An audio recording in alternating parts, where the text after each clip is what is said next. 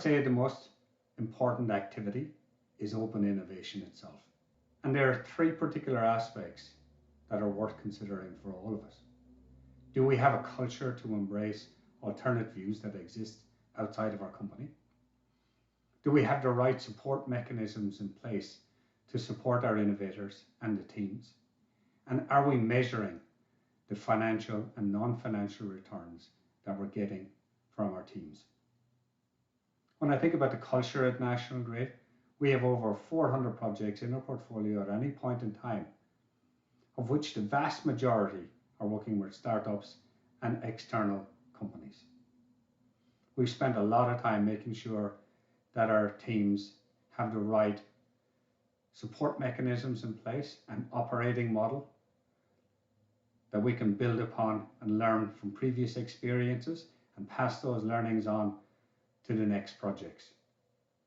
And we measure the non-financial and the financial aspects of all of our projects.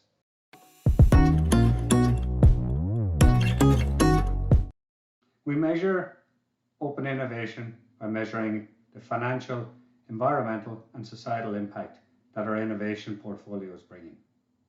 This is achieved through a small group of people focused on answering three key questions. How much are we investing in innovation? Where are we investing that money geographically and topically? And how much value is this bringing to the bottom line? There are a number of anchor KPIs that we look at for all of our projects. One being cost to our consumers, and the second one being the impact on the environment. As you know, most companies have set very aggressive net zero goals, and innovation is one of the ways that's going to help us get to those goals.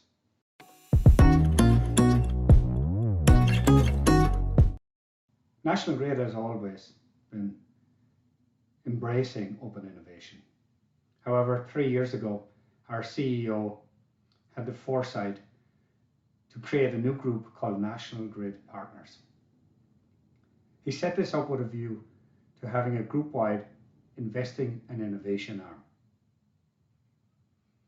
One of the key objectives of this group is to ensure that we have strategic and financial returns across the portfolio of companies that we invest in. Over the last 3 years, we've invested in 35 startups alone. However, to get to 35, you have to assess a large number of companies. So our starting point is understanding what are the biggest problems that the energy industry is facing. And then we scour the globe to see, can we find startups that can solve those problems? We often come across companies that are not necessarily investable or at a stage where we can deploy them at our company. However, we do learn a lot from these companies and often bring these companies in to National Grid to share their insights so we can get an understanding for what's happening at the bleeding edge of the innovation ecosystem. This really helps us bring the outside in and provide alternative options that we may not have previously considered or thought of previously.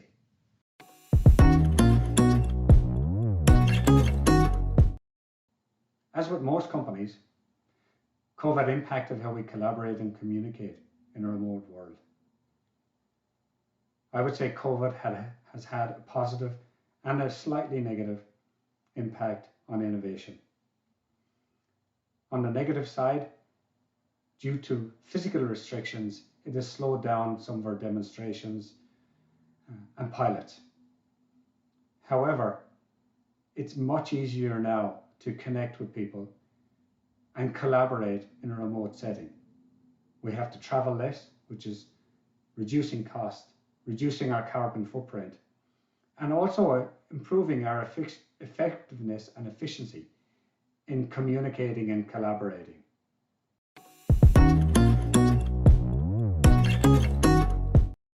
Any technology that can move the needle when it comes to decarbonization of the grid is particularly relevant and important for us.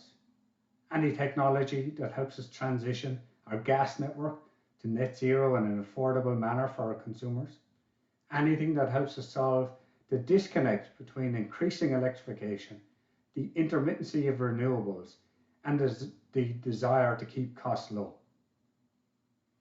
Digitization of our assets, life cycle management of our assets, technology that helps us move and manage real time an increasingly complex energy system.